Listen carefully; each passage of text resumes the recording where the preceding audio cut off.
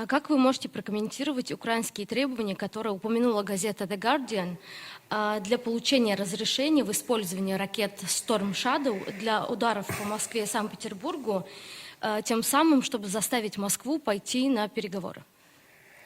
Ну, это шантаж, это попытка сделать вид, что Запад хочет избежать чрезмерной эскалации, но на самом деле это лукавство. Запад не хочет избежать эскалации, Запад, по-русски говоря, нарывается. И мне кажется, это уже очевидно всем. Я приводил уже как-то раз высказывание господина Кирби, представителя Совета национальной безопасности, как я понимаю, или Белого дома по стратегическим коммуникациям. Он где-то пару месяцев назад сказал, что эскалация опасна, потому что крайне нежелательно довести дело до мировой войны, так как из-за нее пострадает Европа. И он недавно снова это повторил. Американцы однозначно ассоциируют вот те разговоры про Третью мировую войну как нечто, которое, что может, не дай бог, если это реализуется, может затронуть исключительно Европу.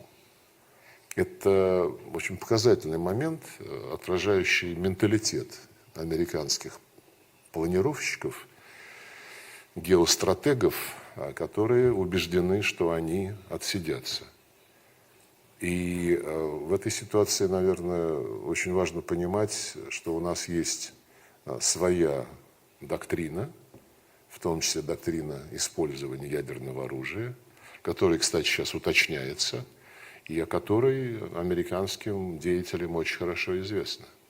Но это просто по Фрейду прорывается у них. Вы знаете, Третья мировая война – это плохо, потому что мы не хотим, чтобы пострадала Европа. Вот весь американский менталитет. Менталитет хозяина, который на том берегу сидит, убежден в своей безопасности и убежден, что за него будут делать грязную работу и умирать не только украинцы, но теперь еще и европейцы, как выясняется.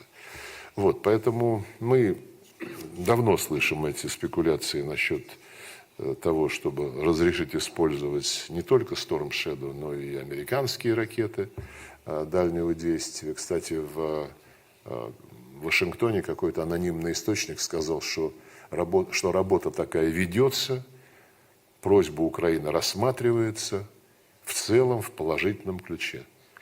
Я больше тут, наверное, ничего добавлять не буду. И президент все уже давно сказал.